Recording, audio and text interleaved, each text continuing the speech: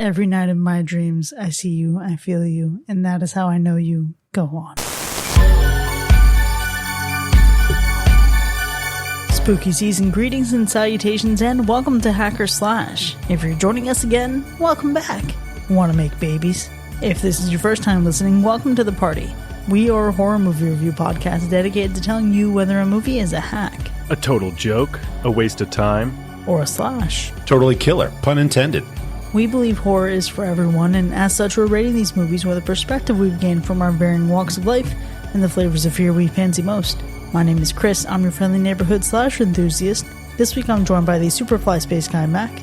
These sort of outbursts aren't entirely uncommon. Many women have them at the beginning. And the classic horror connoisseur, Sean.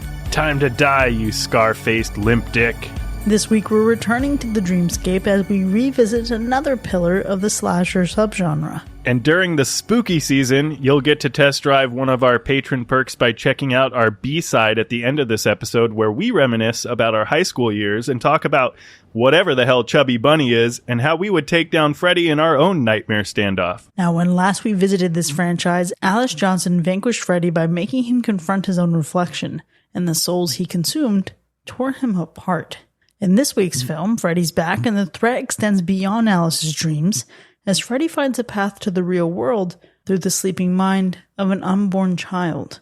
The concept of Freddy using a baby to return to power had been tossed around for years, with early pitches dating back to as early as Dream Warriors. Now, an executive producer who was a new mother at the time suggested incorporating the themes of family and birth to make the story more relevant for fans who are now starting their own families. Before the final version took shape, horror legend like Stephen King, Frank Miller, and even the Crow director Alex Proyas were offered the chance to write and direct the film, but all of them turned it down. Eventually, the creative team settled on a blend of nightmare logic and a more personal, family-centered horror in an attempt to keep Freddy's story fresh. Were they successful? We're about to find out. This week, we're talking about A Nightmare on Elm Street 5, The Dream Child. Who's seen this one before? I've definitely seen this one before. It's been a long time. A Nightmare on Elm Street as a whole has not been like a franchise that I have been revisiting often over the last few years. I'm not really sure why. It just kind of been hitting the back burner, if you will. So it has been a number of years since I've seen The Dream Child. I have not seen this before, and it feels like I did in certain parts thanks to the previous installment. But no, this was my first time watching this, and this is now the furthest I've made it into Elm Street. Nice. I've seen this one before, and I've binged all the movies in the franchise before, but let me tell you, that doesn't actually prove to be very promising for me, and Mac, I'm curious to hear what your expectations were, because my memory serves as the previous film, Dream Master, being the last serviceable film for a while. And by a while, I mean only until we get Wes Craven's A New Nightmare. So I wasn't going into this one with high hopes, but were you? You know, I had very low, if any, expectations. I just expected Freddy to kill some kids in their nightmares, to use some one-liners, and to give us some body horror. That was it. That was my only thing going into this film. I think that's totally fair. What else do you expect from a Nightmare on Elm Street film, especially this far into the franchise? You know you're going to get some Freddy one-liners, you're going to get some kills, some teenagers doing some dumb shit or getting fucked with in their dreams. You know, that's really what you're looking for. Some cool kills, some funny, cheesy one-liners, and maybe some good effects. That's what you hope for. And while watching this, I have to admit, is it okay that I missed the cockroach scene? You know, I felt a bit underwhelmed with a lot of the pacing and the action in this movie. I feel like it was lacking compared to previous films for 2/3 of the whole movie. Yeah, you're absolutely right. Now, I watched an uncut VHS copy of this one, and that was a fun way to watch the movie. And thank God that novelty was there, because it's the only thing I could really cling to. Because unfortunately, I ended up feeling bored just waiting for the next set of kills. Mac, you mentioned earlier, body horror, Freddy, maybe some one-liners. That's what you really look for in a Nightmare on Elm Street movie. But I think I would hope for the valleys between the peaks to not be as low as they were in this film. Yeah, I mean, I can definitely see those points. I still feel like I had some fun with the plot. I think there were some moments that felt fun. There are some sequences that I think are kind of enjoyable to watch, especially with the kills that we get in this movie, which we're going to get into in a bit. But yeah, the movie I think was just kind of silly. felt a little clunky at the same time. There's a lot of mixed emotions while watching this one. You know, you've got some really good stuff there. You've got a really cool concept. What are you going to do with it? That's where it kind of goes up and down. And one thing that really went down was the fucking body count in this movie. And I know we're going to talk about that later. Way down. But that was honestly my biggest disappointment. Now, what we do see was fun. In the uncut version, I believe they're even extended, but I needed more of that because this ended up feeling less like a fun romp with Freddy and then also some kills and more like a, can we please just move this shit on? As we're talking about scenes that have a little bit of action in them, there's one towards the end of the film that was a really pleasant surprise for me. And it honestly has nothing to do with the action of it all. It has an MC Escher style staircase. And that always screams Labyrinth to me. Yeah. So I love Labyrinth, top 3 movies of all time for me. And so that just excited me as soon as we got to that because there was a lot of lulls trying to get there. And when we saw that, I was like, ooh, fun. I have no idea if they were just going for MC Escher or if somebody on the filmmakers team there likes the movie Labyrinth because it's a masterpiece. I don't know. I was hoping for the latter, but it excited me to see it. Yeah, who knows? I'm really curious to see which direction this goes in for the both of you. I was surprised, speaking of direction, in the direction this movie went in. I know we talked about, or you talked about, Chris, that they were really trying to get this idea developed into movies from even just a few movies ago, right? And they finally got it in there, but it really felt like a really devious and cruel thing for Freddy to do. Then they throw some even more cheesy than usual one-liners in there, and it gives you like these mixed feelings because it's sinister, but it's also hilarious at the same time. It's almost like the dad jokes that Freddy's really throwing out there this time, so it felt a little bit cheesier, but I was surprised in the way that they went with this story, whether or not they were trying to get it for years or not. But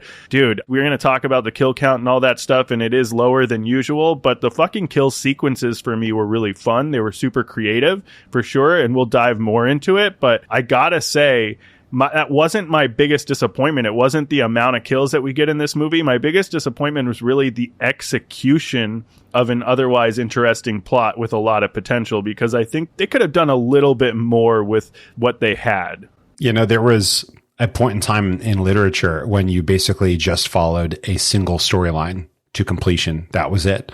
Right. And then a madman came around and was like, what if we follow multiple characters, multiple plot points, and we do it all in one novel? And things have not been the same ever since. Okay. And so what they do with this story is incredibly interesting as an idea, but I will agree with you on execution that they kind of just dropped the ball here a bit. We really kind of had a rush, and we'll talk about that in a minute, to wrap up all those loose ends. But I think, interestingly enough for me, it lessened the feeling that this was a horror movie. For a minute there, we're focusing on the past, but then technically we're focusing on the future of a character. And it was giving me soap opera in certain places. Obviously, we've got Freddy Krueger and we've got some kills, and I'm sure we have some fears for a lot of folks, especially ones that deal with water. That was probably a big one here, but I don't think it really made it scary. If anything, I kind of wanted to dive deeper. I wanted to go into the mythos of Freddy after watching this, but it took away from it being scary. You got to keep it simple for it to be scary. It certainly isn't scary, but I want to go back to, Sean, what you said about how fun the death sequences were and the kills in general. Yeah. Because while it wasn't scary, wow, did some of these make me squirm. Yeah. Not from fear, but from, holy shit, I can almost feel something like that going into my hand. Woo, yep. And it feels relentless. So again, this is almost like an EKG. And I feel like the spikes of the heart are going up, and then as soon as they go down, it's really fucking low. But man, when this movie is high, it's high. And I think one thing you can really give this movie credit for is continuing to find borderline convoluted ways to keep Freddy coming back. And sometimes it actually works. So while I have previously shared in my track record of this franchise, this is where it really starts to go low. At least they're a little different. It's the same, but it's also different. But I think that's it right there. I was talking about it earlier. This Freddy it's pretty fucking evil despite his cheesy dad joke equivalent one-liners. I feel like the premise of this film is pretty fucking scary to think about, even if it is a bit far-fetched. But I don't think you are getting, obviously, quite as many jump scares as you would normally expect from maybe a Nightmare on Elm Street film. But what it lacks in those jump scares, it definitely makes up for with creativity and gives us some really cool moments in which the characters meet their timely demise, or untimely demise, rather. But in many cases, this seemed like something I had already seen. I legit questioned whether or not I had in many scenes. I was like, did they reuse a shot? Did they reuse some of the props or the sets or something? Something just seemed so familiar for like 60% of the film. Interesting. That honestly could be just how it is related to the previous film. You know, we've had kind of a thread for a few films, but the first few films weren't as hardcore into that. And so I think that is both good because you can track some characters, and bad because it's kind of boring at this point. It's like, move on, pick some new kids. Yeah, that's where I really struggle with it. We have the first Nightmare on Elm Street, and then in the second one, we are moved on from Nancy. Right. She's not a part of the picture. She does return for a great movie in Dream Warriors, but then in Dream Master, we kind of get a boring final girl, and she has certainly grown into her power, and she becomes less boring throughout that movie. But that group of characters weren't super charming. They weren't the people that I wanted to follow. And I think there's a reason why one of my favorite Nightmare on Elm Street movies, aside from the original, is the one where Heather Langenkamp comes back as Heather Langenkamp. Give me someone to really root for. Yeah, for sure. And, you know, I didn't get really hung up on a lot of this stuff. I think that what this movie was able to do, I think giving you this almost gothic tone in some areas was a little bit different. I think having that sinister plot allowed for this movie to stand out a little bit from the previous installments. I think those are the pockets where it feels different. The atmosphere in certain areas feel a little bit different than what we saw in previous installments. And I just think the story, obviously, same type of shit. Freddy's coming for you in dreams and whatnot, but it's really just how he does it in this one that I think is just a little bit different. And I think it stands out in originality. You mentioned the story, making it original, and parts of that story I think really do make this stand out from previous films. It's interesting. We have a twist and we have characters and stuff, but then when we go to wrap it up, it was too convoluted at that point. We're trying to put together this complex puzzle in 20 minutes at best. And I think that's where the ending suffers, is having to do that, having to sort through all of that, because we do get a lot of good action at the end of this film. We get some really great practical effects, some really cool scenes, and some really cool Freddy Krueger stuff. But at the same time, then we're forced to rapidly put everything to a close when we should have been already kind of working towards that. Yeah, I'm not sure. Does it feel rushed in a way? Maybe when you get towards the end, I'm not sure. I feel like there's a lot happening, to your point, in this movie, and the ending is no exception to that. I feel like from the plan to take Freddy down to the plot reveal and all the way to the final moments of the film, it was truly something to behold, but I feel like there were parts that I liked and disliked about the ending, so it's kind of a mixed bag for me. I like what they were trying to do, but I don't think it was super flushed out or executed well. I like parts, I don't like parts. I do like the final moments of the film, though. I felt like it was a proper way to end it. I don't know how else you're going to land the plane. I wish there was a little bit more of that, but, you know. Yeah, if this plane was landed, it's scraping along the runway, and the landing gear is just like barely holding on. It's not completely out. Nobody died, fell off. So that's great. The plane didn't shatter on impact. So again, that's great. That's good, yeah. But it doesn't get credit for a beautiful landing. And that's where I struggle with this movie. Because yes, there are some parts that are good, but most of the parts are exactly the reason why when this movie was done, I looked across the living room and said, well, that shit's done. Then I got my spooky nuggets out of the fucking oven, and I proceeded to go back to the TV to watch some reality TV. Now, that is not a feeling I want to get from a Nightmare on Elm Street movie. This franchise should be fun. Freddy is incredible. For as bad as some of those movies are, he is solid in almost every single one of them, from what I can recall. He is not someone, even if I look at Halloween, there's some bad Michael Myers. But there is never a bad Freddy, except for the remake. And so that's not the lasting impression. That's not the taste that I want in my mouth when I finish a Nightmare on Elm Street film, and that's where I struggle. But that's neither here nor there.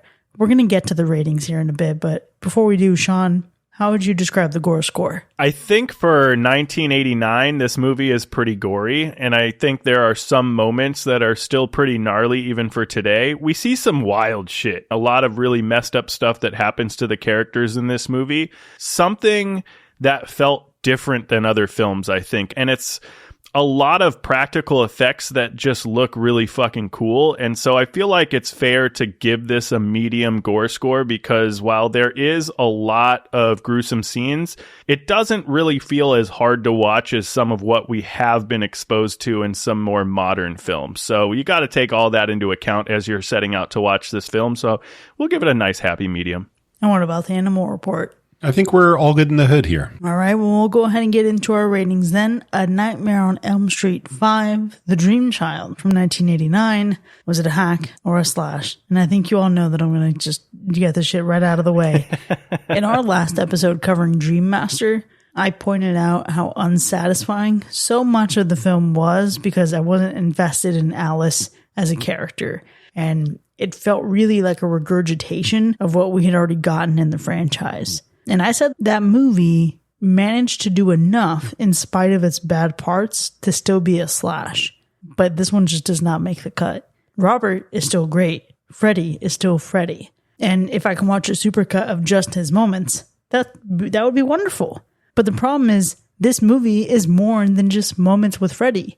And the rest of the movie feels like it's struggling and choking on its own plot. And the idea of making a child-centered Nightmare on Elm Street to align with the aging fans of the franchise, it feels like a really cool idea. But its execution just feels bizarre and honestly boring. And that's not something Freddy Krueger should ever be. It should never be boring. This movie was a chore to get through, and it's a hack. Wow. I'm going to jump in so Sean can redeem this movie because it was a snooze for me. Literally, I fell asleep multiple times. You know, that not full deep sleep, but the kind where you're kind of like, oh crap, I missed something. Let me wake back up and keep watching. It just felt like rinse and repeat with lemon zest, but the zest here wasn't interesting enough to bring Freddy back to his full life for me. I mean, sure, Freddy does what Freddy does. He kills teens in their dreams with grotesque body horror and twisted set design. That's all you need there. But the story was somehow overly complicated and yet too simple. The characters were kind of forgettable for me. The kills were just not as exciting as they could have been, except for one of them. And the third act was just the final straw. It honestly went out with a whimper. So part 5 is a hack for Mac. Woof, man. Well, you know what? I'm just going to say it. I honestly don't know why this movie gets such a bad rap. I really don't.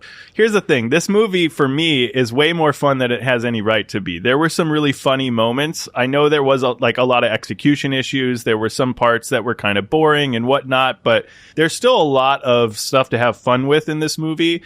And maybe it's just the mood I was in when I set out to watch this movie. Maybe it's just the year of Sean having fun. I don't know. But this one was more psychological almost. I feel like the storyline or plot was pretty wild, pretty diabolical. I really enjoyed the concept for this one. The kills or deaths were super creative and visually really fucking awesome. There was some sinister, there was something sinister about Freddy this time around. Freddy was feeling extra saucy in this one. And hell, I don't even think, despite really caring for the actors on a personal level or really wanting to see one live or the other, I don't think the acting was half bad in this movie, but I get it. It's also kind of a bad movie. I get it because the execution of the plot wasn't handled super well. You know, it felt clunky, maybe even absurd at times, but there is just something about Freddy's cringy one-liners that are so bad, they're good.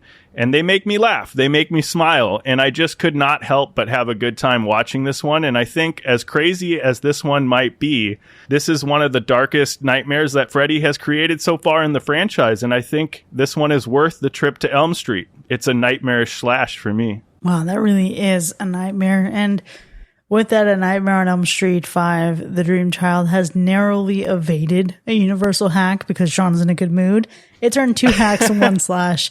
But I'm so glad he's having fun, and there's a lot more to discuss when we return from our break. Now, if you've already seen this one before, please, what would you rate it? Do you align with Mac and I? Are you having just as much fun as Sean is? Let us know. You can join the conversation for free over in our Discord server, and you can find the link to join that conversation in our show notes. But if you haven't seen it yet, maybe there's hope for you yet, you can follow the link in our show notes to see where you can watch it right now. And when we return from break, we'll dive deep into the spoiler zone territory, assess how great Freddy really was, and also unpack the alarming amount of fetus in this movie. We'll see you in a bit.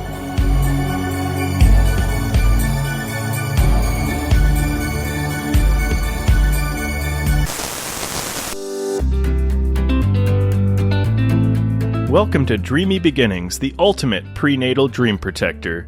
Ever wonder if your baby is napping in a nursery of nightmares? Are they cruising through clouds of cotton candy, or being chased by tiny terrors down the dark alleys of their mind? With Dreamy Beginnings, you can soothe your unborn child's dreams with our patented dream monitoring technology inspired by the cutting-edge research of the Elm Street Institute. Don't let your bundle of joy end up in a diaper-drenching nightmare, because you know what they say, if you cry in your dreams, you cry in real life. For a limited time, we're offering a scream-worthy deal. Use code HackerSlash at checkout and save 13%. Dreamy Beginnings, because no one deserves a nightmare on your street.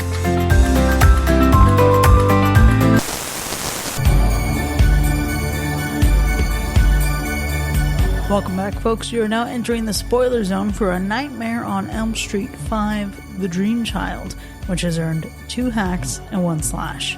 And we have a lot to unpack here, but before we get into the specifics of our ratings, let's go through those kills. Yeah, this has to be one of the lowest, if not the lowest, kill counts that Freddy has ever given us in a Nightmare on Elm Street film. We really only have 3 fucking kills in this whole movie, if you really think about it, right? We have Freddy's defeat, but we all know he doesn't die, so it's more of an honorable mention than anything.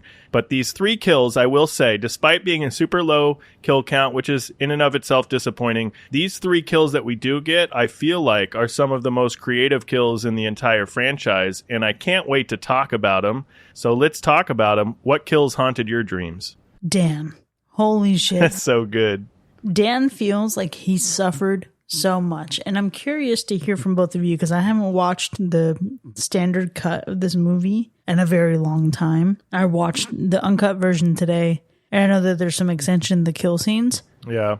So maybe it doesn't hit the same. I'm not sure. But his death was completely brutal. He was penetrated by cables and wires while the motorcycle speeds down the road. And fused. Here's the thing, though. With all of those things going into his hands, we've seen this a similar thing before in Dream Warriors, when we have the veins in the marionette with our sleepwalker. But in this particular one, his anguish and his nightmare was incredibly palpable. His death was fucking horrific. And then to know that he died just down the street from Alice. Yeah. In a car wreck. And then you get the almost Freddy-like fake out of the driver of the truck that he crashed into. Ooh. It's really great because, one, just the visual effects that you're getting of Dan fusing with this motorcycle and having the different parts integrate into his body and things like that. But you have the visually really fun aspect of the kill sequence, but then you also have that harsh reality of what happened in real life. And I think that's something to be said about pretty much, I feel like, a lot of the kills, right, in this movie, or the kills in this movie, is that you're getting like this really cool what's happening to them in this dream sequence that Freddy's creating that kind of clouds what's actually happening in real life. And then boom, you're hit with reality. And yeah, man, you didn't fuse with a motorcycle. You just fucking rammed into somebody and died. Brutal. Yeah, I think that was a clear favorite because it looked so cool when he was fused. It kind of looked like some kind of like mech suit. It was giving me like Guyver. I thought that was actually really neat. Unfortunately, he was using it against him and not helping him in some sort of cool way. I think, like you mentioned, Sean, there's only really, aside from Freddy, 3 other kills, and that's legit 50% from the previous film. The first film, we started out with something like 4 kills. You know, we went up from there. I think by the time we got to like part 3, it was insane. No, part 3 had 6 kills in it. So yeah, we're looking good. We're getting a lot of kills. In this one, you get 3 to choose from, which is a bummer. Because do you really count Freddy's like banishment. He didn't die. He just got cordoned off. But I think Greta's the one that stuck with me because it, one, reminds me of something called Chubby Bunny, but two, it was disgusting. It was so gnarly. And she didn't deserve that whatsoever. And perhaps that's why it was the perfect kill for her. But that was messed up. The idea of sitting there like choking with a massive amount of food being shoved down your throat. And then in real life, you're in the middle of this dinner party and you just collapse from not being able to breathe. That is terrifying. It is definitely terrifying. It's actually one of the darker kills in the movie for sure, because you think about the trauma that Greta probably has with her mom shaming her, food shaming her, right? Like that's problematic in and of itself. But you think of that and now Freddy's just playing off of that fear, if you will, or that emotion or that trauma that you have and really playing into that in that nightmare and just force feeding you until you choke on all this food in your mouth, and then she just ends up choking in real life and just boom, right on the dinner table in front of her family, or in front of family and friends, right? Like it's just a party. It's just crazy, but it is one of the darker kills in the film. I do think Mark's was still fun. It wasn't like the craziest kill, but I think it was fun. It was creative because Mark getting sucked into this comic book by Freddy in the dream world and turned into this paper version of himself and just being sliced into tiny pieces, you know, which obviously in reality, Mark's getting crushed to death by like some shelving or whatever the hell it was. Shit just fell on him and he died. But like just the sequence of seeing, even if the effects for 1989 in that part weren't the greatest, I think it was still a fun time. It was different, right? We haven't seen a comic book Freddy kill before. So I love to see something new and innovative. And I thought it was fun, man. I thought it was fun. I'd like to see a little bit more. I'd love to see it. I really just feel like I wanted more comic book like sequence. There's a lot of potential there with a comic book Freddy kill. Am I the only one who got aha vibes from that kill? It was only 4 or 5 years, something like that, probably 4 years after that song and the music video. So it's got to be fresh in their minds when they were making it. I mean, probably. I don't know if I got that right when I watched it. I think I was too enthralled in like, ooh, we're doing this new comic booky thing and I'm kind of here for it. But it was all fun, but I think that's what makes these kills and the creativity and the practical effects and different things that they used in this film is what makes this movie a little bit special. I think that's one of my favorite things in the film is the practical effects. And, you know, I'm just a big practical effects guy, but I think, man, if you look at what they did, the motorcycle scene with Dan and just seeing all of that shit happening as he transforms into this motorcycle, super fucking cool. Obviously, Greta getting the food shoved in her face and her face blowing up, that was wild. And then seeing the comic book stuff, super cool. Even the little baby Freddy that we see. I mean, it's not the first baby that we've explored this year, but it was one of the grossest and fun babies we've seen. Yeah, we're going to need top 5 best babies, best in show at the end of the year. Fetal villains. Exactly, the fetal villains. Listen, Sean, you're right. As absurd as this movie is, the practical effects in this franchise are still top notch. And that's part of what makes this franchise watchable, even when the movies aren't good. And for example, you just brought it up, Fetus Freddy in the church before he appears to Alice, or Freddy separating his arm while he's in Dan's car, or the wires from the motorcycle that I mentioned earlier sliding into Dan's veins and his hands, because Terminator Freddy is taking the wheel as if he's Jesus. This movie looks great, even when it's having its shitty moments. But the fucked up Freddy, the fetus Freddy, I just gotta say it for all my Dead by Daylight players out there. He's reminiscent of the POV when you play the twins as killer in Dead by Daylight. Ooh. It's just like a little low to the ground, and you're just like this little. He's not a fetus in the game. At least, you know, I think he's like a conjoined twin, but he's just like scurrying around the map, and it's fucking hilarious.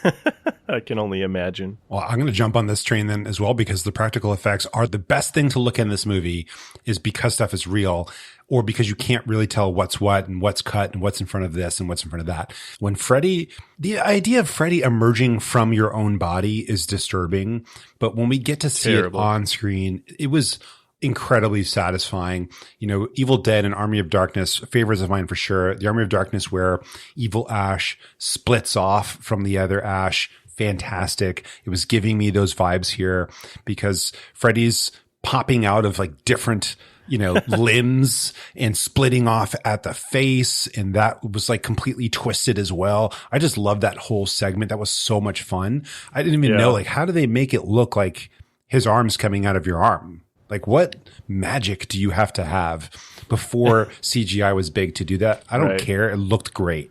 It did. I just love the reaction from the nurse in that whole segment because the nurse is literally just trying to prep her for it. And she's like, oh, just give it a chance kind of thing, like she's really just trying to say it's going to be okay, and then she sees it and she's like, no fucking way. Get this fucking thing out. Get this thing away from me. Going back to the nurse and the nuns and the asylum and everything with that. My favorite scene has like very little to do with practical effects, has very little to do with kills. It's a nightmare. And that's just Alice walking through the asylum that first time where she's dressed as the nun. And then you get to the moment where you see Robert Englund without makeup, just slyly following her in the crowd. That was a lot of fun for me because they have this like mythos thing. They're having this history that they're injecting, and this, of course, his mom that they're trying to splice into this movie. And that was just really interesting to see. I want us to start out there at some point in another film when they reboot this in 25 years, when they get the rights sorted out and they want to do it again with the correct actor. Not A Nightmare on Elm Street getting the first Omen treatment, the first Freddy treatment. I don't know, man. I don't know. The first Omen was good, though. But it was good. But would they do this as well? I don't know. I don't know if it's there. See, the opening nightmare, Mac, I'm so glad you bring it up. That is actually my favorite scene in the movie. It is hilarious because just like a moment in a quote from the last film, it does give the idea of a wet dream a whole new meaning because she goes from a dream about the emotional intimacy and the physical intimacy of Dan. So thinking about this movie being a year after the events of the previous film, she feels safe. She feels comfortable. She's young. She's in love. She thinks the worst is behind her. And then all of a sudden she's drowning in the shower. And then all of a sudden she sees herself as Amanda Krueger. And we've been hearing about Amanda Krueger for a couple movies now. We get the lore of how Freddy was conceived by however many maniacs in this asylum. That was chilling. And it was such a great start to the movie. I only wish that it could have still had that same amount of impact because when we start flittering back and forth between the sets and we think about like her getting back into the Amanda Krueger of it all comes back around in the end.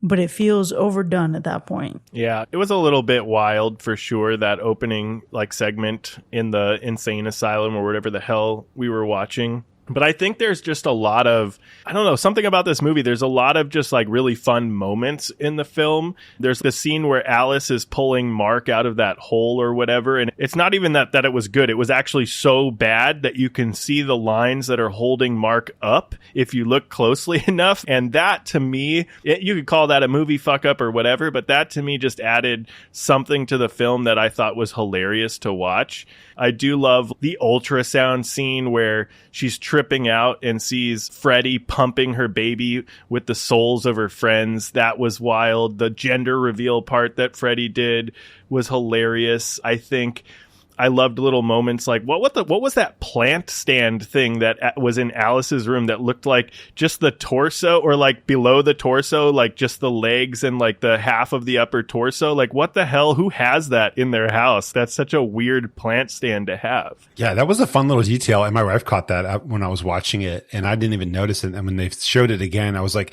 that looks like they just bought like a jeans mannequin, you know? Yeah. And just turned it into a plant stand.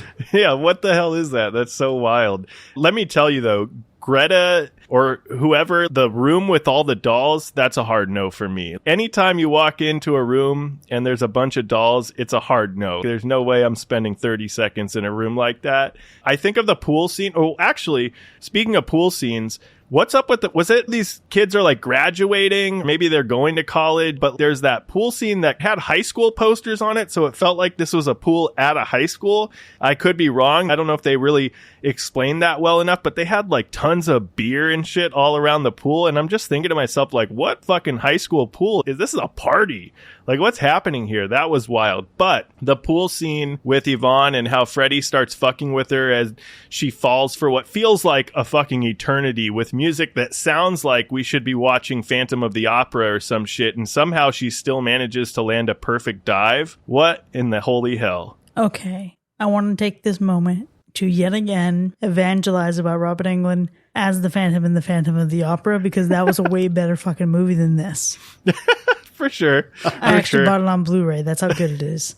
It was still a fun moment. But even just talking about, I guess my favorite scene, if I really had to narrow it down to one, and I was talking about it earlier, but it's the whole comic book sequence of Mark's kill, the comic book scene where Mark getting sucked into Freddy's comic book world, if you will, and Freddy's like skateboarding and then turning into the super villain, and Mark turning into the superhero and ultimately dying by getting sliced up. There's just something that was so fun about that, just to go back to it a little bit, because there's just some moments in there, and I wish we got more, but there's just some moments in there that I just really enjoyed, maybe because it was so new. What was up with Mark? Okay, because he actually seemed kind of cool, but they tried to make him seem so nerdy, or so like they tried to play him off like a loner, but he was actually very social and had friends.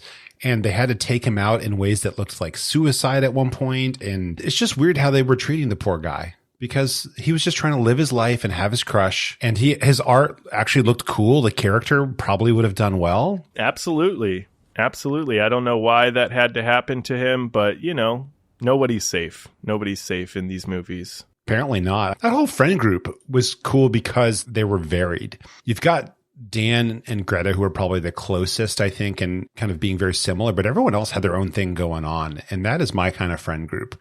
You got a little variety. Yvonne was fun. Yeah. Just a fun human being and a skeptic, which I appreciated heavily.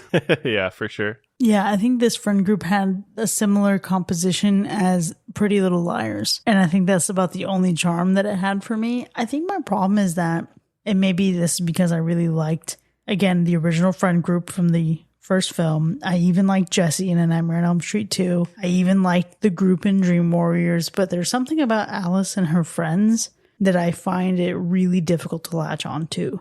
So the characters feel largely bland. But I did like Dan in this movie better than the previous. It was sad to see him go. That's true, especially because when he got the call, when she was just like, things are going down, I need you here. I mean, he cursed once because he was probably concerned, is what it sounded like. But he got in the car. He found his way to head to his girlfriend right away. And you got to give him props for being that responsive and for not being the kind of guy who's going to be like, oh, you'll be fine, talk to you later or something. No, he was, let me get the keys. Let me head over.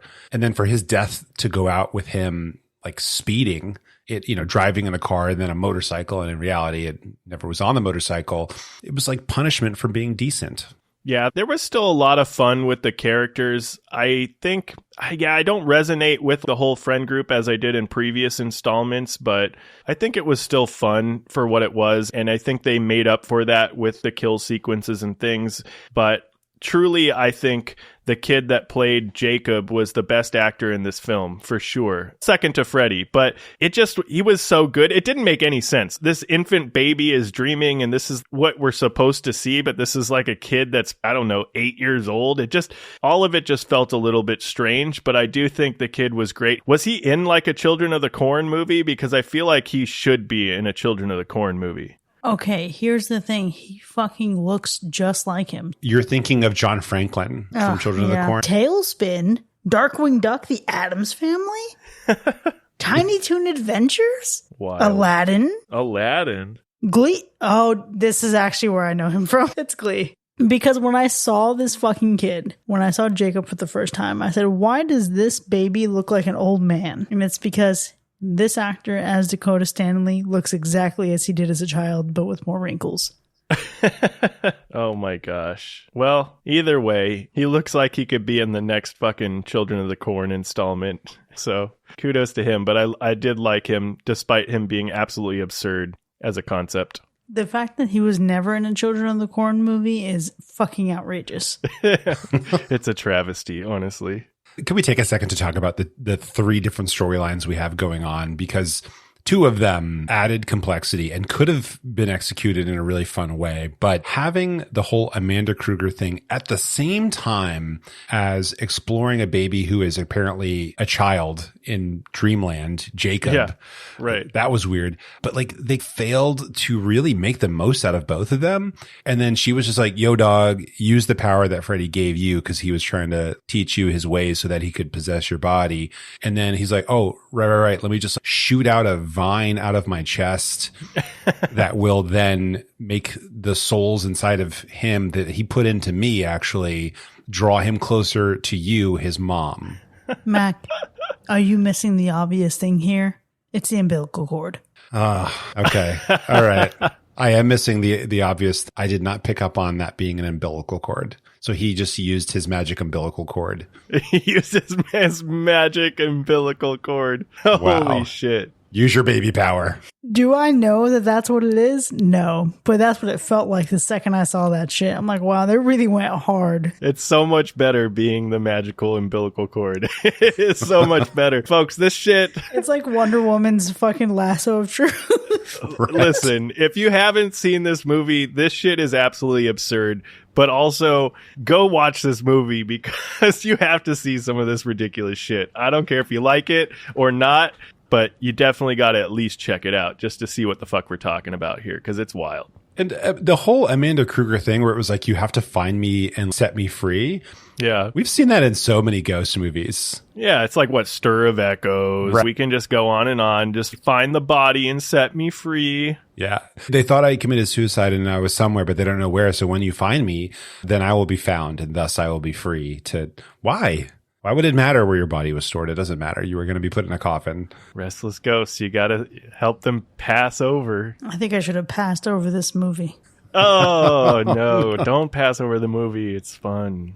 The only reason why you shouldn't pass over the movie is for the magical umbilical cord, but also because Robert Englund continues to be the best part of this franchise in any film in it. It's so true. He's on his game, I feel like, with creating some pretty awesome nightmare kills. His one-liners were some of the most cheesy in the entire franchise, but I still ate it up. I loved it.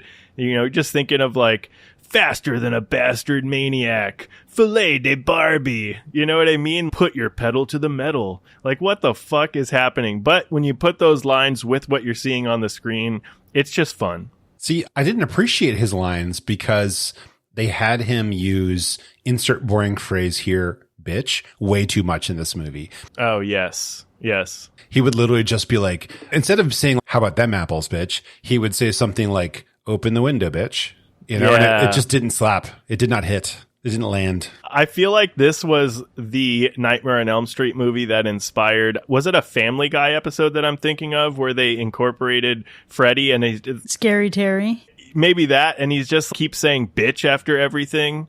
Scary Terry was definitely fucking Rick and Morty. This was the inspiration for that because this is the bitch lines of it all. Maybe this is where they got the idea was this particular film, not just all of the Nightmare on Elm Street films, but this one they were like, all right, they're going heavy. Yeah. In the insert line and just use bitch at the end. Yeah. But no, Robert Englund is great.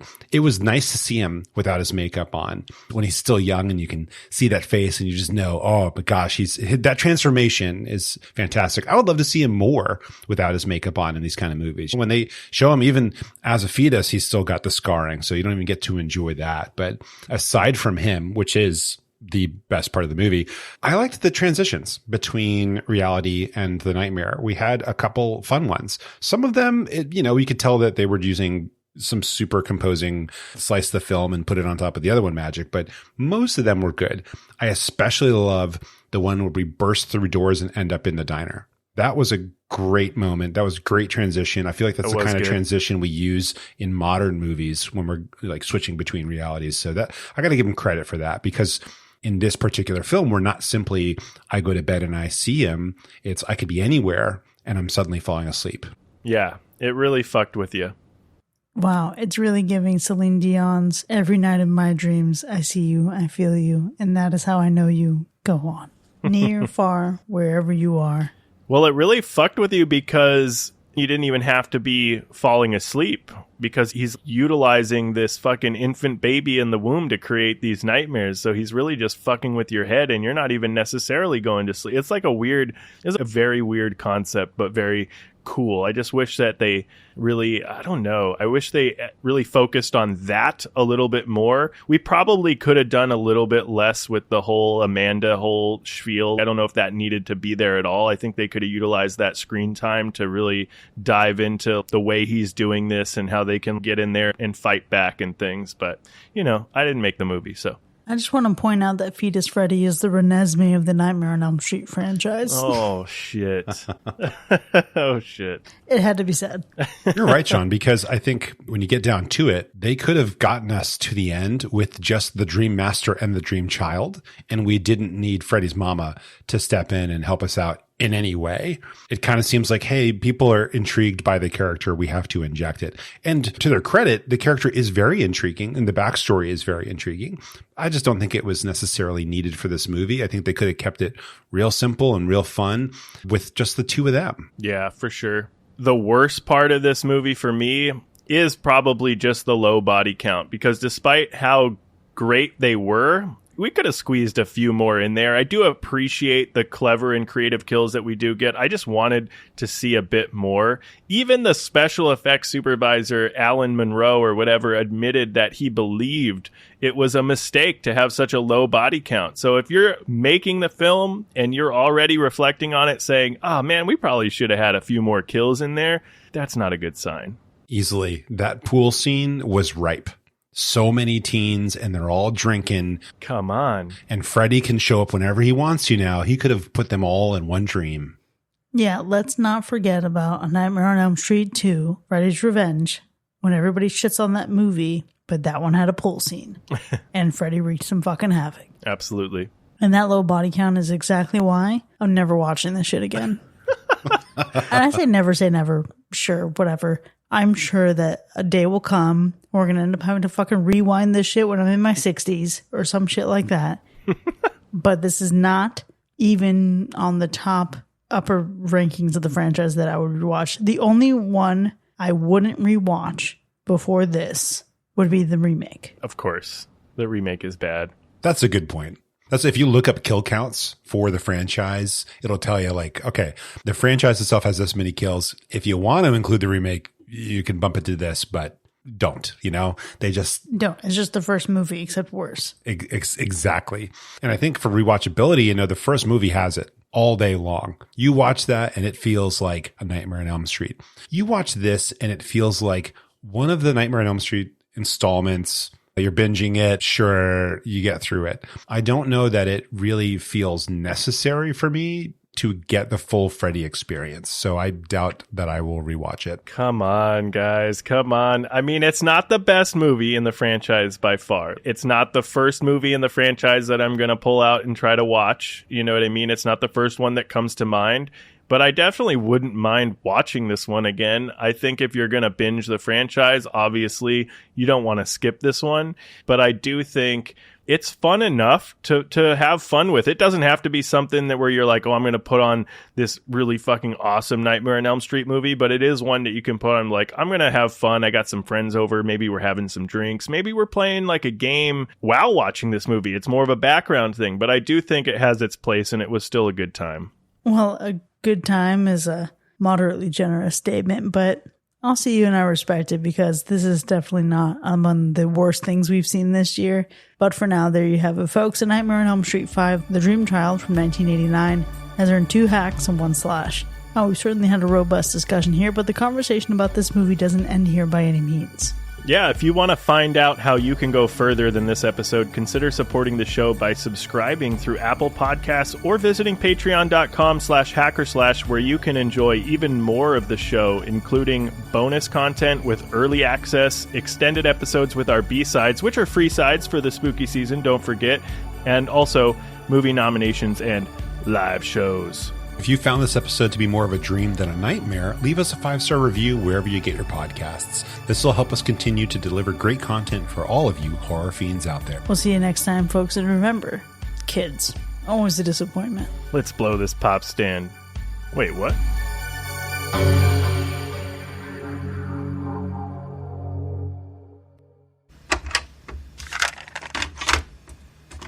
Greta's death in this movie 100% reminded me of something from middle and high school that used to happen during pep rallies. I don't know if you're familiar with this phenomenon. I think that's the only way to describe it, but it is called Chubby Bunny. And the idea, it's crazy. This is a challenge that they put literal children through. It has different names in different places, but Chubby Bunny is the only thing we ever heard it called. It's kind of like a hazing game in a way, but in reality, they would get a couple of kids on stage.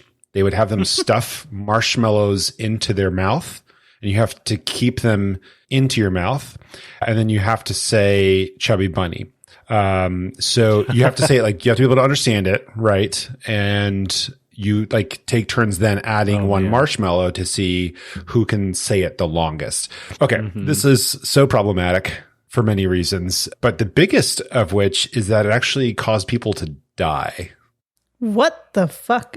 Yes. So unsurprising. What would happen is you would stuff these marshmallows into your mouth. Oh, wow. The like heat choking from your body is melting the marshmallows. And then it turns into this gigantic blockage of your windpipe because it's just a marshmallowy goo blocking your ability to breathe. Okay. I have so many initial thoughts if I can just go off rip. One, fuck marshmallows. They're disgusting. I have never liked marshmallows, but I've been especially turned off of marshmallows ever since the year was 2009 and I was in A school and somebody microwaved a fucking peep in our fucking kitchenette, and it was just terrible looking. Well, yeah, all of it is disgusting, to be clear. All of it is disgusting.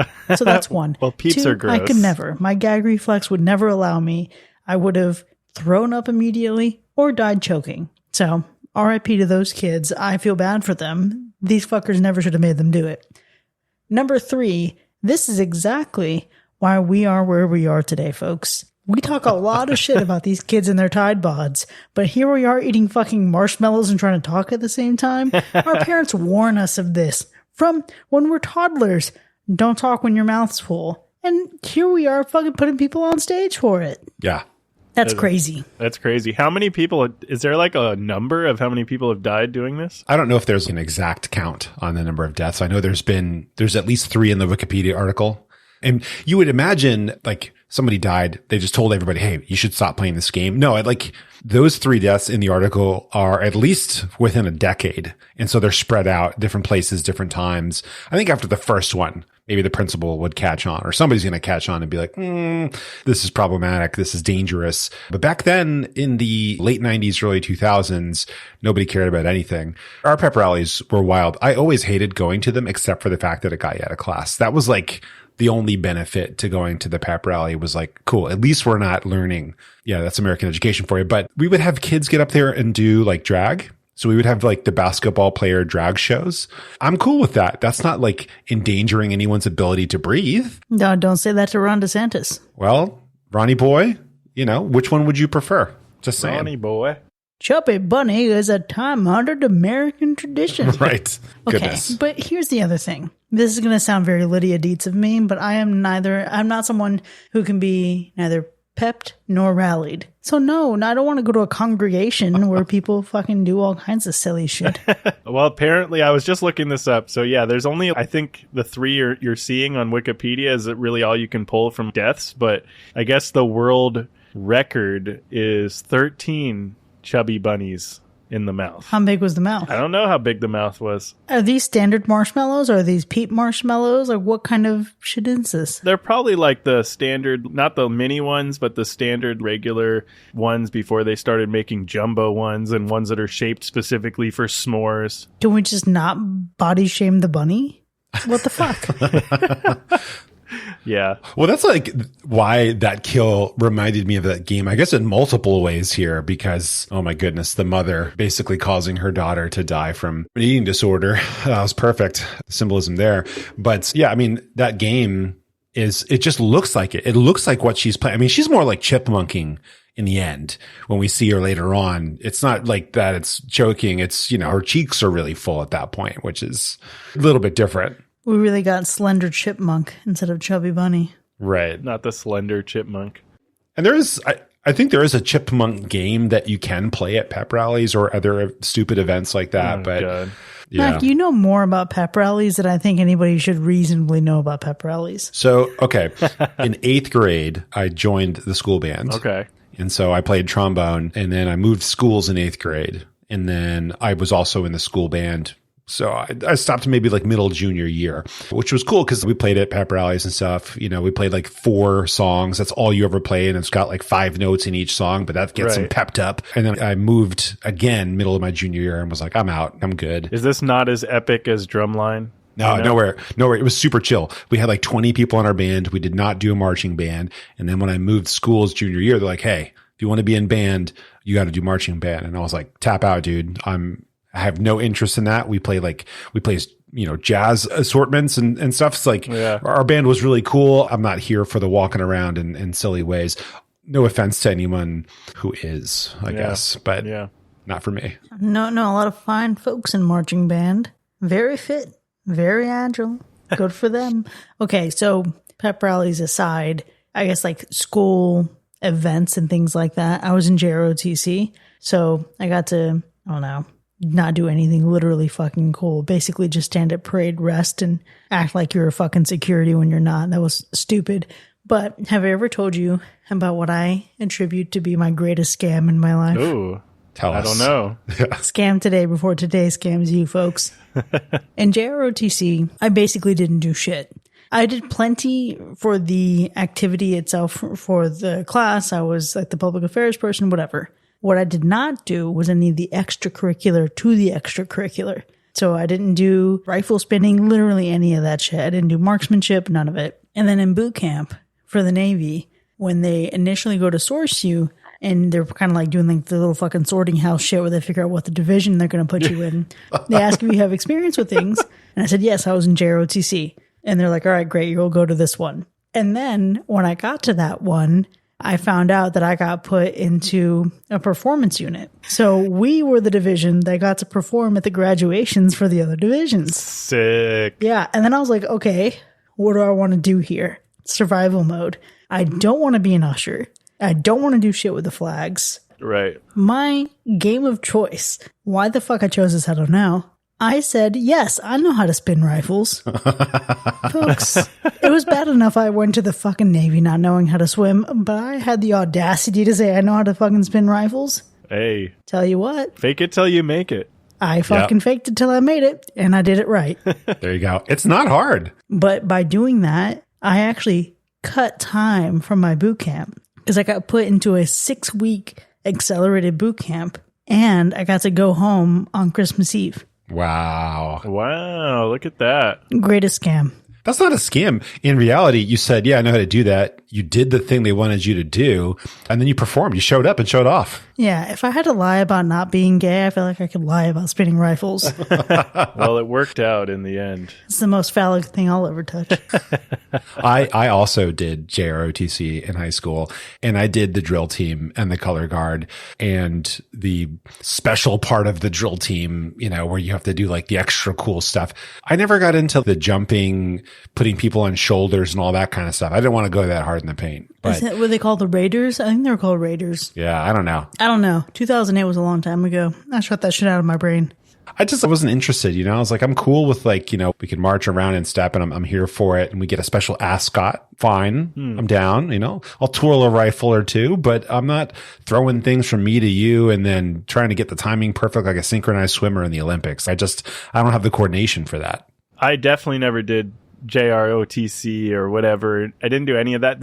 I did do some extracurricular crap, but it was mostly just like pushing old people around in a retirement home, hosting some bingo, you know, some bingo games and whatnot. But I never got into any of the ROTC or band or any of that stuff. I just kind of like dicked around in high school. It was a good time. Even though pushing the old folks, man, you'd be racing them down the hallway. I was probably not a great kid. You say that, but weren't you also a fucking drummer? I was a drummer, yeah. I was in bands in high school, but I wasn't in just not band. the man's band. I wasn't in the band in high school. I was in my own band. We watch movies like this where they show us teenagers and what they're doing. And first of all, these kids are not kids. These are not teenagers. Like, they have full on jobs.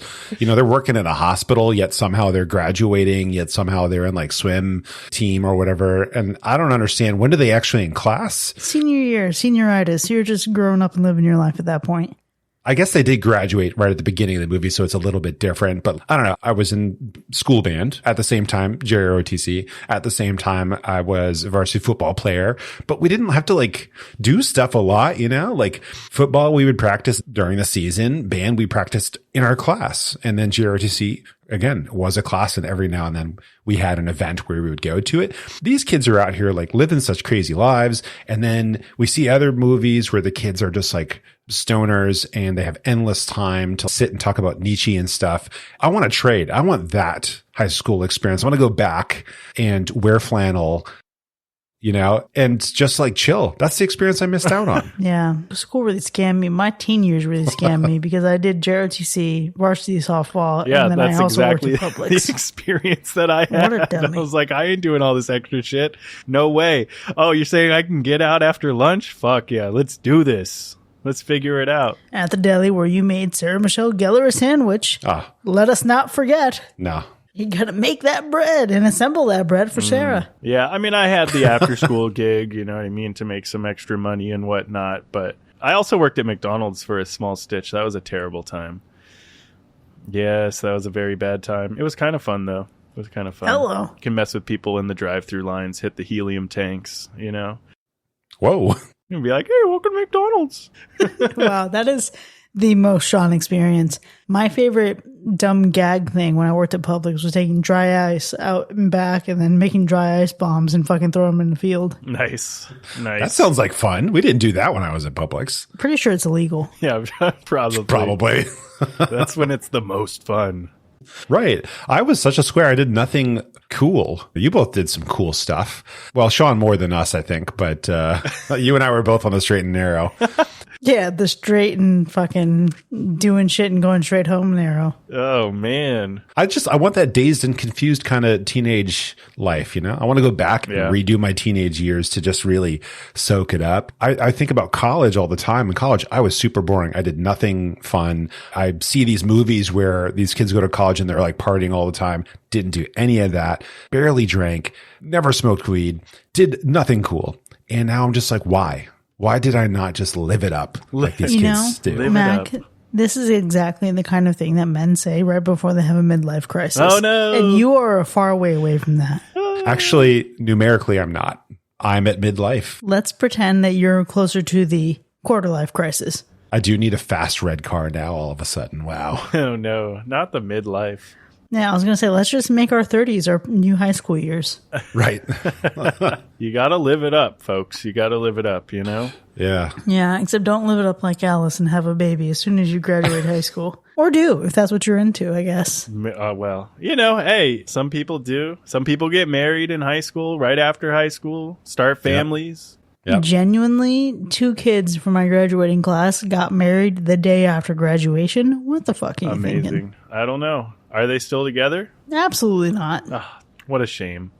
There's another couple who got married. Like, they stayed dating, got married after she got pregnant. He's cheated on her a million fucking times. They've had a terrible marriage, and they're both miserable together still. But it's like, okay, at this point, it's better if you do quit. Yeah, the problem is you should never force a marriage just because you had a kid together. You know what I mean? Even if you can work it out to make it work for the baby, but not have to be together if you really don't want to be together. I feel like there's ways to work that out. But it does suck when you force yourself into something and then you just live a miserable life.